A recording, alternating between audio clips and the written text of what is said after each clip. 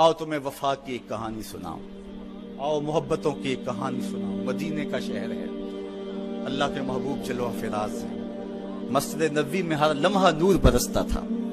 آقا تشریف فرماتے اور صحابہ حضور کے گرد یوں بیٹھتے جس طرح چاند کے گرد ہالہ ہوتا ہے اور بدر تمام کے گرد ستارے ہوتے ہیں۔ آقا واز و تلقین کرتے، لوگ سنتے، من میں اتارتے اور روحوں کو تازگی دیتے۔ ایک چھوٹا سا بچہ ہے جو ننھے ننھے پاؤں سے چل کے مسجد نبوی میں پہنچ جاتا ہے، نام اس کا عمیر ہے، بمشکل سے بولنا سیکھا ہے اس نے۔ آقا کریم علیہ السلام کی خدمت میں کبھی وہ اپنے چچا جلاس بن سوید کے ساتھ جاتا ہے، کبھی وہ اکیلا بھی چلا جاتا ہے۔ ایک دن اس کا چاچا نہیں گیا لیکن بچہ گیا اور حضور کی بات سنی۔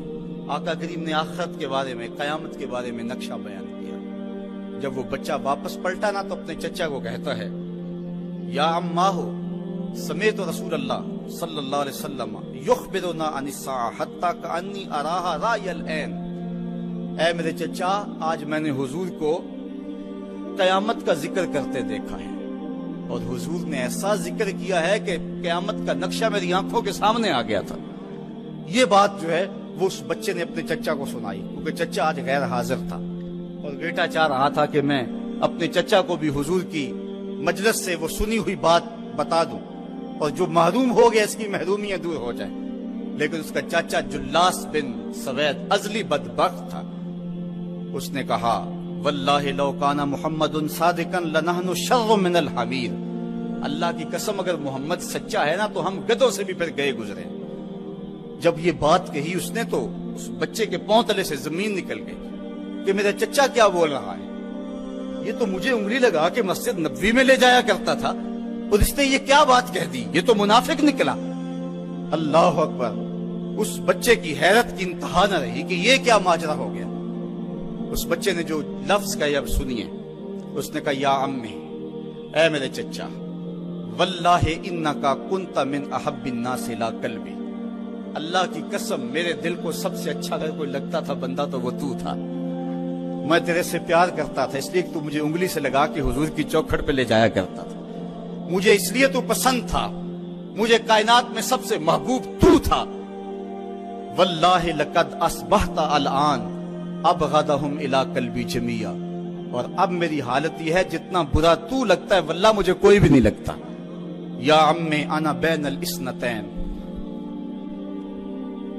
ہمارے ماں باپ قربان اس بچے کے، حضرت عمیر بن سعد رضی اللہ تعالیٰ عنہ کہتا ہے، یا عمی، اے میرے چچا، واللہ انکا کنت من احب الناس الی قلبی۔ اس زمانے میں سب سے پیارا مجھے تو لگتا تھا۔ واللہ لقد اصبحت الان ابغضهم الی قلبی جمیعا۔ اور آج سب سے زیادہ مجھے برا تو لگتا ہے۔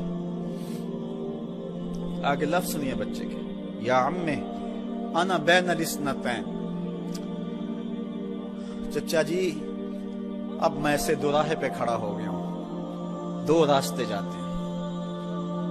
ایک راستہ تو میرے لیے یہ ہے، اما ان اخون اللہ و رسولہ فلا اخبر الرسول۔ ایک راستہ تو یہ ہے کہ میں اللہ اور اس کے رسول سے خیانت کروں اور جو تیری بات ہے وہ رسول اللہ کو نہ بتاؤں۔ ایک تو یہ راستہ ہے کہ میں حضور سے خیانت کروں، اللہ سے بھی خیانت کروں، اور جو تو نے کہا ہے، جو تو نے بدتمیزی کی ہے، میں وہ بات حضور کو نہ بتاؤں۔ وَإِمَّا أَنْ أُخْبِرَ الرَّسُولَ وَلْيَكُنْ مَا يَكُونُ۔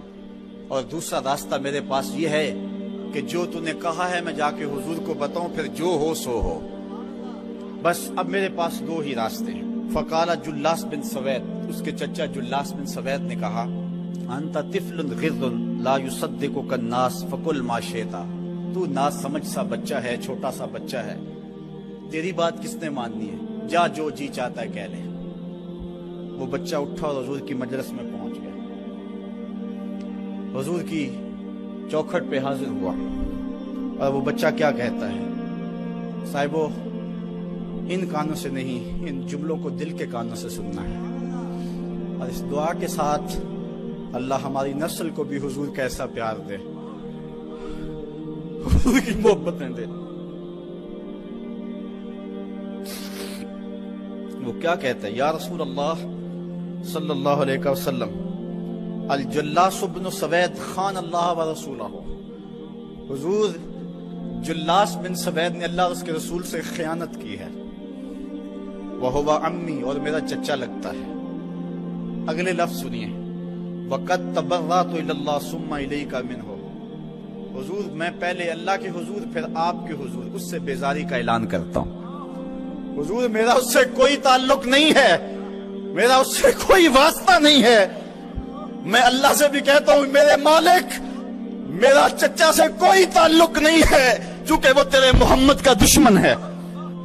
حضور میں آپ سے بھی کہتا ہوں کہ میرا میرے چچا سے کوئی تعلق نہیں ہے چونکہ وہ آپ کا دشمن ہے۔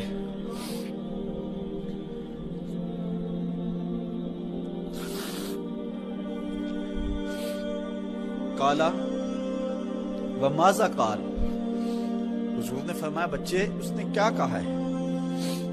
بچے نے ساری کہانی سنا دی کہ میں نے آپ کی تقریر سنی، آپ کی گفتگو سنی اور جا کے بتائی تو اس نے کہا کہ اگر وہ سچے ہیں تو پھر تو ہم گدھوں سے بدتر ہو گئے۔ حضور نے صحابہ کو بلایا، کہا کہ یہ واقعہ پیش آیا ہے، بتاؤ کیا کریں۔ صحابہ نے عرض کی ھذا طفل صغیر لا تصدقه فهو لا یعی ما یقول والجلاس بن سوید یصلی معنا وهو شیخ کبیر وعاقل، حضور یہ بچہ چھوٹا ہے، کم عقل ہے، کم سمجھ ہے، یہ تو اپنی بات بھی نہیں صحیح طرح سمجھ سکتا، جو کہتا ہے تو وہ بھی نہیں جانتا، اور جلاس بن سوید بڑی عمر کا آدمی ہے، ہمارے ساتھ نمازیں پڑھتا ہے اور عاقل شخص، تو آپ اس بچے کی بات کی پرواہ نہ کیجیے اور اس کی خبر کی تصدیق نہ کیجیے۔ ادھر جلاس بن سوید کو جب پتا چلا تو اس نے بھی قسمیں کھانی شروع کر دی کہ میں نے تو کوئی بات کہی نہیں ہے، ایک چھوٹے سے بچے نے جا کے ویسے ہی بات کر دی۔ تو حضور نے اس بچے کی بات کو نظر انداز کیا صحابہ کے کہنے پہ۔ اب اس بچے نے جب دیکھا کہ میری بات حضور نے قبول نہیں کی ہے تو اس نے جھولی پھیلا لی اور آسمان کی طرف دیکھ کر کے کہا اللہم ان کنت صادقا فصدقنی وَإِن كُنْتُ كَاذِبًا فَكَذِّبْنِي، اے اللہ اگر میں جھوٹا ہوں تو مجھے جھوٹا کر دے اور اگر میں سچا ہوں تو میری سچائی کا اعلان کر دے۔ یہ بچے نے جب بات کی تو ابھی اس نے منہ پہ دعا مانگ کے ہاتھ نہیں پھیرے تھے کہ جبریل آ گئے، اور سورہ توبہ کی آیت نازل ہوئی یحلفون باللہ ما قالوا وَلَقَدْ قَالُوا كَلِمَةَ الْكُفْرِ وَكَفَرُوا بَعْدَ اسلامہم، یہ قسمیں کھاتے ہیں کہ ہم نے یہ بات نہیں کی ہے۔ محبوب انہوں نے اسلام لانے کے بعد کلمہ کفر بولا ہے، انہوں نے کلمہ کفر بولا ہے، اس نے بات کہی ہے۔ تو اللہ تعالیٰ کے محبوب نے اس بچے کو اپنے پاس بلایا، کہا مرحبا بالذی صدقہ ربہ من فوق سبع سماوات، خوش آمدید وہ بچے جس کی 7 آسمانوں سے اوپر رب نے بھی گواہی دی ہے، جس کی رب نے بھی گواہی دی ہے۔ پھر حضور نے اس بچے کے کان کو پکڑا اور فرمایا وَفَتْ أُذُنُكَ يَا غُلَامُ وَصَدَّقَكَ رَبُّكَ، بچے تیرے کان نے ٹھیک ہی سنا تھا اور تو وہ ہے جس کی گواہی اور جس کی تصدیق میرے رب نے فرمائی۔ اللہ اکبر۔ حضرت عمر رضی اللہ تعالیٰ عنہ کا دور آیا تو انہوں نے حضرت عمیر بن سعد انصاری رضی اللہ تعالیٰ عنہ کو حمص کا گورنر بنا دیا، اور پھر جب وہ فوت ہوئے تو حضرت عمر روئے، فرماتے کاش کہ میرے پاس عمیر جیسا کوئی دوسرا آدمی ہوتا اور میں مسلمانوں کی محافظت کے لیے اسے مقرر کرتا۔ اللہ اکبر۔ تو حضور علیہ السلام کی محبت اور حضور کے ساتھ وفا کا یہ رشتہ اور یہ تعلق اور یہ گہرا ربط اللہ تعالیٰ کی محبت کا بندے کو مستحق کرتا ہے۔ اللہ نے بھری بزم کے اندر اس بچے کو عمیر بن سعد رضی اللہ تعالیٰ عنہ کو جھوٹا نہیں ہونے دیا۔ تو اقبال کہتا ہے کی محمد سے وفا تو نے تو ہم تیرے ہیں، یہ جہاں چیز ہے کیا لوح و قلم تیرے ہیں۔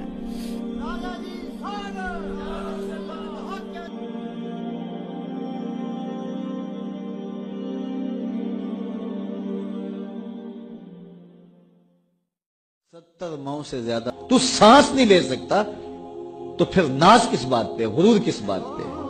اور اسی کا در چھوڑ کے بھاگ گیا جس نے تجھے زندگی دی، اسی کی دہلیز سے بغاوت کر گیا جس نے تجھے تخلیق کیا، اسی کے حکموں کو توڑ رہا ہے جو تجھے زندگی کی ساری بہاریں بہم پہنچا رہا ہے۔ 5 مرتبہ آواز آتی تھی حی علی الصلاۃ حی علی الفلاح، آجا نیکی کی طرف، تو نے کبھی پرواہ ہی نہیں کی۔ لیکن صبح جب اٹھتا ہے تیرا رزق بند نہیں ہوا ہوتا، تجھے ناشتہ اس طرح ملتا ہے، تجھے آکسیجن تازہ ملتی ہے، تجھے نعمتیں نصیب ہوتی ہیں۔ بتا کائنات میں کوئی ایسا بھی ہے جس طرح تیرا رب ہے؟ ما غرک بربک الکریم، وہ شے کون سی ہے جس نے تجھے کریم رب سے غافل کر دیا؟ تو آجا پلٹ کے یا ایھا الذین آمنوا اتقوا اللہ، اے ایمان والو اللہ سے ڈر جاؤ۔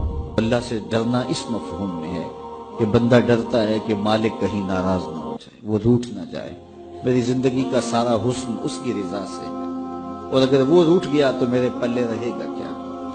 دیکھیے جب اللہ روٹھتا ہے، ناراض ہوتا ہے تو رزق بند نہیں کرتا، اللہ ناراض ہوتا ہے تو آکسیجن بند نہیں کرتا۔ سورج کو حکم نہیں ہوتا کہ فلاں میرا نافرمان ہے، تیری کرنیں اس کے آنگن میں نہیں جانی چاہیے، چاند کو منع نہیں کیا جاتا فلاں کے آنگن میں چاندنی نہیں بکھیرنی، آکسیجن روک دی نہیں جاتی، کھانے روک نہیں دیے جاتے۔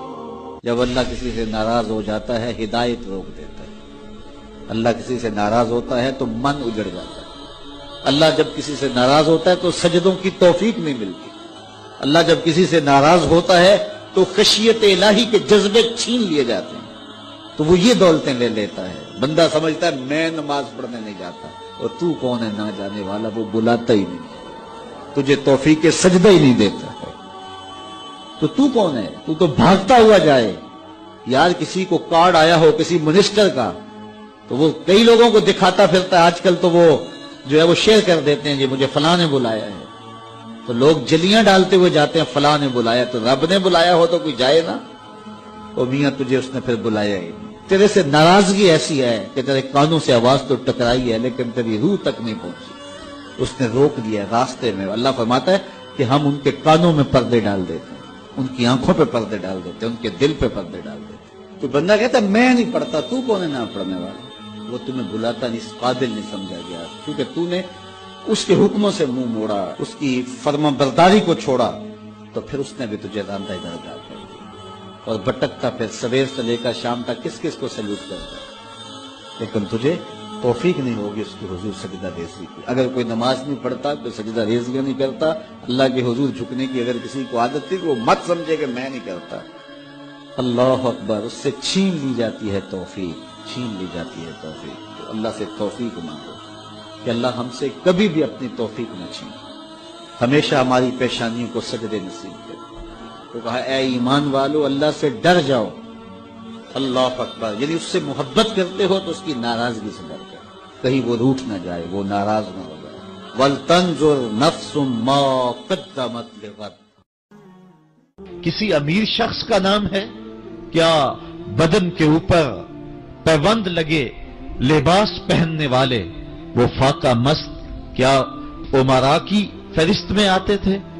ہمیں تو وہ کہانی بھی اسلام کی غربت کی یاد آتی ہے کہ جب احد کے اندر 70 شہیدوں کے لاشیں پڑے ہوئے ہیں تو حضرت صفیہ حضور کی پھپھی اپنے بھائی حمزہ کے لیے 2 چادریں لے کر کے کفن کی آتی ہے، تو حضور علیہ السلام نے فرمایا کہ جس قبر میں حمزہ کو دفن کیا جائے اسی قبر میں مصعب بن عمیر کو بھی کفن دیا جائے اور دفن کیا جائے، اور کہا میرے چچا کے لیے اس کی جو بہن میری پھپھو جو 2 چادریں لے آئی ہے، کہا 1 چادر ہم مصعب بن عمیر کو دیں گے۔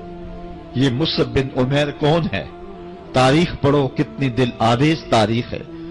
مکے میں ایک امیر ترین خاتون ہے جس کے بیٹے کا نام مصعب ہے، اور وہ اپنے بیٹے کو اتنا خوبصورت لباس پہناتی ہے اور اتنے خوبصورت خوشبو اور عطر اس کو لگاتی ہے کہ مصعب بن عمیر جن گلیوں سے گزرتے تھے دیر تک وہ گلیاں مہکتی رہتی تھیں، لوگ کہتے تھے یہاں سے مصعب گزر کے گیا ہوگا اس لیے یہ گلیاں مہک رہی ہیں۔ اچھا پھر مصعب پہ نظر پڑتی ہے میرے محمد عربی کی، تو مصعب بن عمیر حضور کی زلفوں کا اسیر ہو جاتا ہے۔ ماں کافرہ ہے، جب پتہ چلتا ہے تو اس کا لباس بھی چھین لیتی ہے، سہولتیں اور آسودگیاں بھی واپس لے لیتی ہے۔ پھر وہ وقت بھی آیا کہ مصعب بن عمیر حبشہ کی جانب ہجرت کر جاتے ہیں۔ مکے کے حالات کچھ تھوڑے سے خوشگوار نظر آئے تو وہ حبشہ سے واپس مکے جب پلٹے تو تو ان کے بدن پہ جو چادر تھی وہ جگہ جگہ سے پھٹی ہوئی تھی۔ میرے آقا کریم علیہ السلام نے دیکھا تو حضور کی آنکھوں میں آنسو ٹپکنے لگے۔ کہا یہ وہی مصعب ہے جو اتنا خوش پوش نوجوان تھا کہ میں نے پورے مکے میں اس سے خوبصورت لباس پہننے والا کوئی دوسرا شخص نہیں دیکھا، اور آج میرے مصعب کو پہننے کے لیے جو چادر میسر ہے وہ بھی جگہ جگہ سے پھٹی ہوئی ہے۔ یہ اسلام کی غربت کی کہانی ہے، اور آج احد میں یہی مصعب بن عمیر شہید ہو جاتے ہیں اور ان کے لیے کفن بھی دستیاب نہیں ہے۔ حضور نے کہا جو میرے چچا کے لیے 2 چادریں لائی ہیں ان میں سے ایک کا کفن مصعب کو دے دو نا، اور دوسری چادر سے کفن میرے چچا کو دے دیا جائے۔ اچھا، حضرت مصعب کے لیے بڑی چادر رکھ دی گئی، اور حضرت امیر حمزہ کے لیے جو چادر تھی وہ چھوٹی تھی، اگر سر ڈھانپتے تھے تو پاؤں ننگے ہو جاتے، اگر پاؤں ڈھانپتے تھے تو سر ننگا ہو جاتا۔ حضور نے فرمایا میرے چچا کا سر ڈھانپ دو اور پاؤں کے اوپر اذخر نامی گھاس ڈال دو۔ میں یہ اسلام کی غربت کی کہانی تمہیں سنا رہا ہوں، جب میرے رسول کے چچا کے لیے پورے کفن کا ٹکڑا بھی دستیاب نہیں تھا، اسلام اس وقت بھی عزت پا گیا تھا، اسلام اس وقت بھی ذلیل نہیں تھا، اسلام اس وقت بھی سربلند تھا، اور اسلام اس وقت بھی عزتوں کی مسند پہ تھا۔ یہ اسلام کا وہ دور ہے کہ جب حضور مسجد نبوی سے باہر نکلتے ہیں تو آگے حضرت عمر و ابو بکر رضی اللہ تعالی عنہما کھڑے ہیں، چہرے کے اوپر عجیب اداسی ہے۔ کہا عمر، ابو بکر اس وقت کیوں کھڑے ہو؟ عرض کی حضور بھوک نے گھر میں ٹکنے نہیں دیا، ہم نے چاہا حضور کا چہرہ دیکھ لیں تو کچھ پیاس بجھ جائے، کچھ بھوک مٹ جائے۔ حضور نے فرمایا میرا حال بھی یہی ہے، جس چیز نے تجھے گھروں سے نکالا ہے وہی چیز مجھے گھر سے نکال لائی ہے۔ چلتے ہوئے حضرت ابو ایوب انصاری کے گھر کے قریب سے گزرے،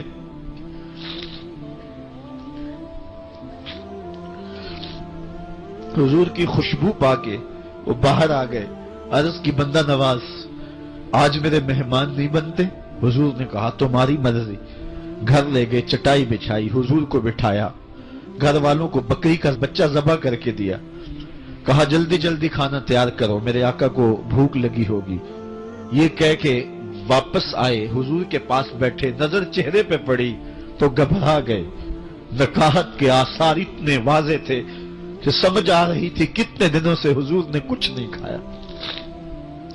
اٹھ کے باغ میں چلے گئے، کھجوروں کا خوشہ توڑا، حضور کے سامنے رکھا، کہا بندہ نواز جب تک کھانا تیار نہیں ہوتا یہ کھجوریں تناول فرمائیں۔ تھوڑی دیر کے بعد کھانا دسترخوان پہ لگ گیا، حضور سے عرض کی گئی حضور آئیں کھانا تناول کر لیں۔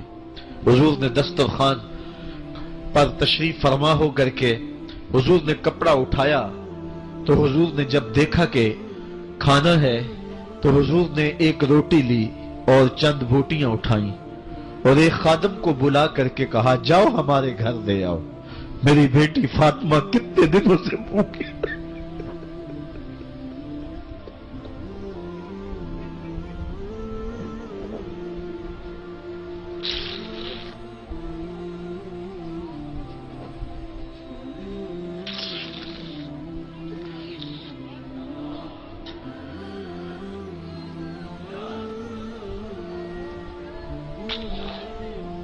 کہا جاؤ ہمارے گھر لے آؤ، میری فاطمہ کتنے دنوں سے بھوکی بیٹھی ہوئی ہے، مال کے کونین ہیں گو پاس کچھ رکھتے نہیں، دو جہاں کی نعمتیں ہیں ان کے خالی ہاتھ میں۔ آپ کو پتا ہوگا کہ جب میرے رسول کا انتقال ہوا ہے، حضور کا وصال ہوا ہے، تو حضور کی ایک زرہ ایک یہودی کے گھر میں گروی رکھی ہوئی تھی، حضور نے زرہ رکھ کر کے اس سے قرض لیا ہوا تھا۔ یہ اسلام کی غربت کی کہانی ہے، اور پھر اللہ نے اسلام کو امارت کے رنگ بھی دیے۔ اور تمہیں کہانی سناؤں، حضرت عدی بن حاتم روایت کرتے ہیں، صحیح بخاری میں روایت ہے، یہ حاتم تائی کے بیٹے ہیں، کہتے ہیں میں حضور کی خدمت میں حاضر ہوا، ایک شخص آیا کہنے لگا حضور غربت نے میرا برا حال کر دیا ہے، اور اس نے شکایت کی غربت کی، پسماندگی کی اور اپنی معاشی بدحالی کی۔ پھر ایک شخص آیا، کہنے لگا حضور میرے پاس دولت تو ہے لیکن میں نے جس منزل پہ جانا ہے راستہ پر خطر ہے، تو میرے لیے کیا حکم ہے کہ میں کیسے راستہ طے کروں؟ تو یہ دو لوگوں نے یہ باتیں کی تو حضرت عدی کہتے ہیں کہ حضور نے روئے سخن میری جانب موڑا اور میری جانب مخاطب ہو کے کہا، عدی تو نے ہیرا دیکھا ہے؟ عدی کہتے ہیں میں نے عرض کی حضور دیکھا نہیں، سنا ہے۔ ہیرا یہ شہر ہے عراق کا۔ تو حضور نے فرمایا، عدی تو نے ہیرا دیکھا ہے؟ میں نے کہا نہیں حضور دیکھا نہیں، اس کا تذکرہ سنا ہے۔ فرمایا، عدی اگر اللہ تجھے زندگی کی مہلت دے تو ہیرا سے ایک خاتون چلے گی، تو اپنی آنکھوں سے دیکھے گا اور مکے تک پہنچے گی اور اللہ کے گھر کعبہ کا طواف کرے گی اور اس کو ہیرا سے لے کر کے مکے تک اللہ کے علاوہ کسی کا ڈر نہیں ہوگا۔ کہتے ہیں کہ میں نے دل میں کہا کہ پھر بنو طے کے ڈاکو مر گئے ہوں گے جنہوں نے عرب کے اوپر روب ڈال رکھا ہے، تو وہ تو پھر ختم ہو گئے ہوں گے۔ کہتے ہیں میں ابھی سوچ ہی رہا تھا کہ حضور نے مزید میری حیرت میں اضافہ کرتے ہوئے کہا، عدی اگر تجھے اللہ نے زندگی کی مہلت دی تو تو دیکھے گا کہ کسرا کے خزانے تیری جھولی میں ہوں گے۔ تو اس دور کی سپر طاقت تھی۔ میں نے کہا حضور کسرا بن ہرمز؟ حضور نے فرمایا ہاں کسرا بن ہرمز۔ کہتے ہیں کہ حضور نے پھر فرمایا، عدی اگر تو زندگی پائی تو تو وہ دن بھی دیکھے گا کہ ایک شخص زکوٰۃ کی رقم لے کر کے، زکوٰۃ کی چاندی لے کر کے، زکوٰۃ کا سونا لے کر کے نکلے گا اور اس کو کوئی زکوٰۃ کا مستحق ہی نہیں ملے گا۔ حضرت عدی بن حاتم کہتے ہیں کہ پھر میں نے وہ منظر اپنی آنکھوں سے دیکھا کہ ہیرا سے خاتون چلی اور مکے تک پہنچی اور امن ایسا تھا کہ اس کو اللہ کے علاوہ کسی کا ڈر نہیں تھا۔ پھر وہ لمحے بھی میں نے دیکھے کہ کسرا بن ہرمز کے خزانے مسجد نبوی کے باہر پڑے ہوئے ہیں۔ تو کہتے ہیں تیسری چیز میں دیکھ نہ سکا اور میں نے لوگوں کو کہا کہ یہ میں تو نہیں دیکھ سکا، میری شاید زندگی وفا نہ کرے، اور اگر تمہاری زندگی وفا کرے تو تم دیکھنا میرے آقا نے جو فرمایا تھا، دو باتیں تو پوری ہو گئی ہیں اور تیسری بات تم دیکھ لو گے۔ حضرت یحییٰ بن سعید فرماتے ہیں کہ حضرت عمر بن عبدالعزیز کا زمانہ تھا اور انہوں نے مجھے افریقہ کی جانب زکوٰۃ وصول کرنے کے لیے بھیجا۔ میں وہاں سے زکوٰۃ وصول کی اور پھر میں زکوٰۃ لینے والے مستحقین کو ڈھونڈنے لگا، تو کہتے مجھے کوئی مستحق نہ ملا۔ پھر میں غلام پکڑتا اور اس کے پیسے دے کے اس کو آزاد کرواتا چلا جاتا۔ حضرت عمر بن عبدالعزیز کا زمانہ ہے کہ گورنر ہے عراق کا، وہ حضرت عمر بن عبدالعزیز کو لکھتا ہے کہ اتنی رقم ہے، اس کا کیا کرنا ہے؟ تو عمر بن عبدالعزیز کہتے ہیں رقم لے کے یہاں نہ آنا، وہاں عراق کے لوگوں میں بانٹ دو، جو زکوٰۃ کے مستحق ہیں ان کو تقسیم کر دو۔ تو گورنر لکھتا ہے جو مستحق ہے ان کو دے دی، اب کوئی مستحق نہیں رہا تو میں کیا کروں؟ تو حضرت عمر بن عبدالعزیز کہتے ہیں جو مقروض ہیں ان کا قرض اتار دو۔ تو کہتے ہیں کہ ہاں قرض بھی میں نے اتار دیا ہے، رقم پھر بھی بچ رہی ہے، کیا کروں؟ تو حضرت عمر بن عبدالعزیز نے پھر لکھا جو شخص شادی کرنا چاہتے ہیں ان کا حق مہر ادا کر دو۔ میں نے کہا کہ وہ بھی کر دیا ہے، رقم پھر بھی بچ گئی، اب کیا کروں؟ تو حضرت عمر بن عبدالعزیز نے مجھے لکھا کہ جو غیر مسلم ہیں جنہوں نے ٹیکس دیا ہوا ہے، جتنا ٹیکس دیا ہے اس سے دگنے پیسے ان کو قرضے میں دے دو اور ان کو کہو جاؤ اس کا کاروبار کرو، کھیتی باڑی کرو، اور ساتھ انہیں یہ بھی کہہ دینا قرض کی فکر نہ کرنا اور زیادہ اس میں پریشان نہ ہونا، جب دے سکو گے دے دینا۔ یہ دور بھی پھر اسلام نے دیکھا اور یہ گھڑیاں بھی دیکھی، جب چیتھڑے پہنے ہوئے تھے، جب پیوند لگے لباس پہنے تھے، جب پیٹ میں ڈالنے کے لقمہ بھی نہیں تھا، اللہ کا دین اس وقت بھی غالب تھا، اور جب گلیوں کے اندر ریشم بکھرا ہوا ہوتا تھا کوئی اٹھانے والا نہیں تھا، دین اس وقت بھی غالب تھا۔ دین کا غالب ہونا یا نہ ہونا اس کا تعلق جو ہے وہ مال و دولت سے نہیں ہے۔ اقبال کہتا ہے کہ زوال بندہ مومن کا بے زری سے نہیں، مومن کا زوال بے زری سے نہیں ہے بلکہ اس کا سبب کوئی اور ہے۔ وہ سبب ڈھونڈنا ہے کہ ہم دنیا میں رسوا ہو کے کیوں رہ گئے، ہم زمانے کے سامنے تماشا کیوں بن کے رہ گئے، آج نبی کی امت پوری کائنات میں رسوا ہو کے کیوں رہ گئی، آج ہمارا تماشا دیکھا جا رہا ہے۔ آج بھوکے کتوں کو ہماری بیٹی اور بہنوں کے اوپر چھوڑا جا رہا ہے اور اس کا تماشا دیکھا جا رہا ہے۔ کیا ہم نے یہ دن بھی دیکھنے تھے؟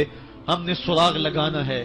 دولت کی قلت اور کثرت یہ ثانوی چیزیں ہیں۔ ہم نے تاریخ میں دیکھا ہے، ہم کبھی مالی طور پہ کمزور تھے، رسوا نہیں ہوئے ہیں۔ مال زیادہ ہو گیا، رسوا۔ تیرے عشق نچایا، تیرے عشق نچایا، تیرے عشق نچایا کر کے تھیا تھیا، چھیتی بوڑی وے طبیبا نہیں تے میں مر گئیاں، چھیتی بوڑی وے طبیبا نہیں تے میں مر گئیاں، تیرے عشق نچایا کر کے تھیا تھیا، کمایا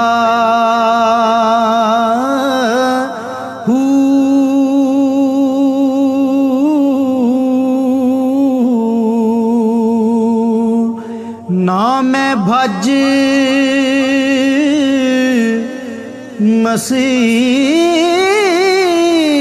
مسیتی وڑیا، نہ تسبہ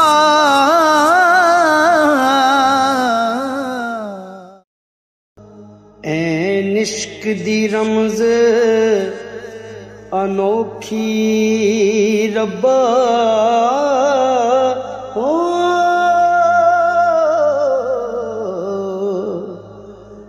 تینوں نین ملا کے لٹ لیندا،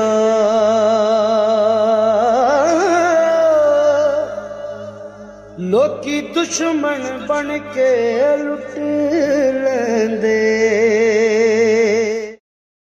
اور ایک روایت حضرت سلیمان بن سرد رضی اللہ تعالی عنہ سے مروی ہے، کہتے ہیں کنت جالسا مع النبی صلی اللہ علیہ وآلہ وسلم، میں حضور علیہ السلام کی مجلس میں بیٹھا ہوا تھا، دو لوگ تھے، وہ آپس میں الجھ رہے تھے، ان میں سے ایک شخص کا چہرہ غصے سے سرخ ہو گیا، رگیں پھولی ہوئی تھیں اور ایک دوسرے کے لیے سب و شتم کا ماحول پیدا ہو گیا تھا۔ اللہ کے رسول صلی اللہ علیہ وآلہ وسلم نے ارشاد فرمایا، میں ایسا کلمہ جانتا ہوں کہ اگر یہ کلمہ پڑھ لیں تو ان کا یہ غصہ زائل ہو جائے گا، ان کی جو کیفیت ختم ہو جائے گی، اور وہ کیا ہے؟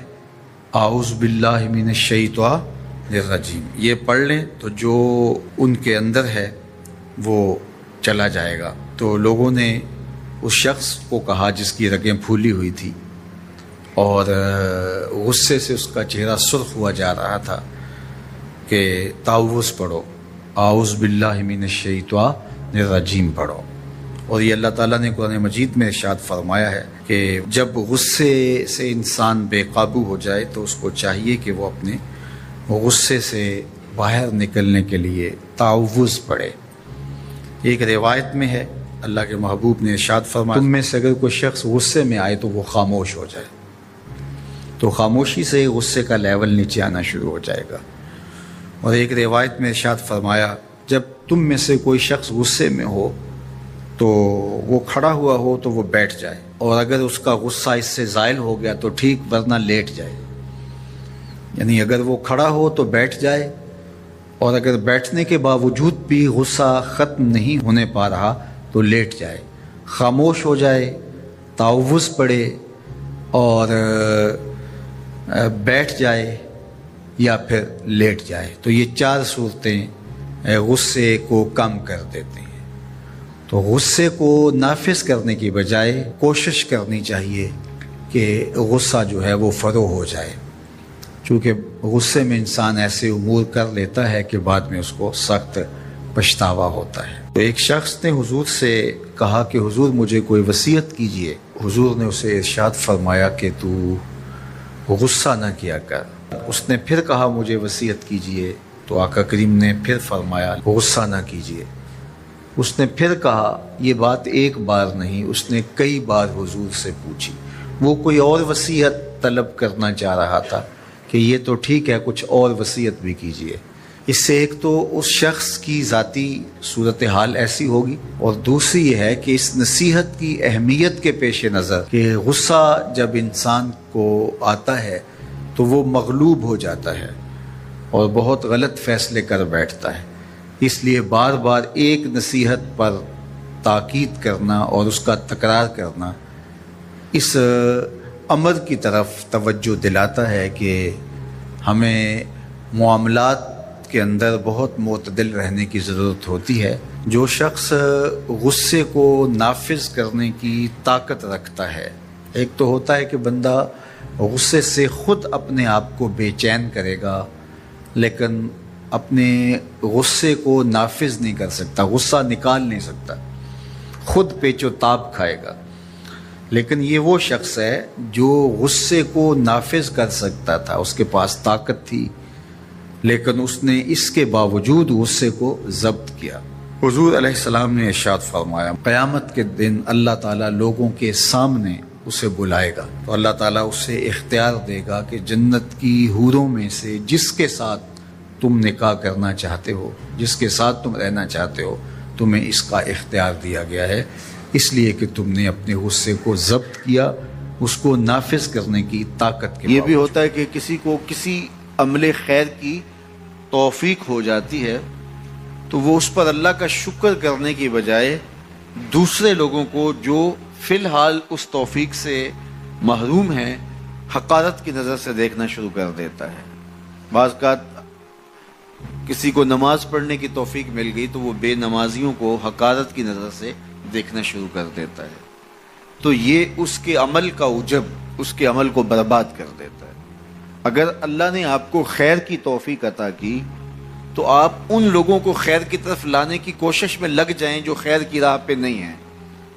بے نمازیوں کو نماز کا عادی بنانے کے لیے آپ کی جد و جہد شروع ہو جانی چاہیے کہ یہ خیر مجھے نصیب ہوا تو اس کو بھی نصیب ہو جائے، نہ یہ کہ آپ کسی کو حقارت کی نظر سے دیکھیں اور خود پسندی کے مرض میں مبتلا ہو جائیں کہ دیکھو میں نمازی ہوں اور میرے پاس یہ ہے اور فلاں کے پاس یہ نہیں ہے۔ تو اس پر اللہ کا شکر ادا ضرور کیجئے کہ اللہ نے مجھے توفیق عطا کی، لیکن کسی کو حقیر جاننے کی بجائے اس کو خیر کی راہ پہ لانے کی کوشش کریں، تو یہ آپ کے صالح اعمال کی قبولیت کا ذریعہ بن جائے گا۔ نہیں تو اگر ریا شامل ہو گئی تو عمل برباد، اگر تکبر آ گیا تو اللہ کو تو پسند ہی نہیں ہے، اگر عجب پیدا ہو گیا تو عمل کا نتیجہ آپ کو نصیب بھی نہیں ہو سکے گا۔ اس لیے عمل خالص ہو، صرف رضائے الہی کے لیے ہو، وہ عمل مرد نے کیا ہے یا عورت نے کیا ہے اس سے غرض نہیں ہے، شرط ہے کہ ایمان کے ساتھ اس نے صالح اعمال کا ذخیرہ جمع کیا ہے تو اس کو اللہ تعالیٰ جل شانہ ستھری، پاکیزہ، مطمئن اور خوبصورت زندگی عطا کرتا۔ اب وہ خوبصورت زندگی حیات طیبہ کیا ہے تو سنیے، حضرت سعید بن جبیر رضی اللہ تعالیٰ عنہ فرماتے ہیں کہ حیات طیبہ سے مراد الرزق الحلال ہے۔ اللہ جل شانہ جس کو پاکیزہ اور ستھری زندگی عطا کرتا ہے اس کو رزق حلال عطا کر دیتا ہے۔ حلال رزق کا نصیب ہو جانا ایک خوبصورت زندگی کا نصیب ہو جانا ہے، کیونکہ حلال میں طمانیت رکھی گئی ہے۔ ایک شخص جتنا بھی حرام رزق اکٹھا کر لے اس کو اس سے طمانیت باطن، سرور باطن نصیب نہیں ہو سکتا، اس کے اندر اطمینان اور قرار نہیں آ سکتا، کیونکہ حرام میں یہ ہے ہی نہیں۔ تو حلال تھوڑا بھی مل جائے لیکن ہو حلال تو وہ باطن کی طمانیت کا سبب ہے، اندر کی روشنی کا ذریعہ ہے، اور ایک سرشار، مطمئن، خوبصورت اور خوشگوار زندگی کی ضمانت ہوتی ہے رزق حلال۔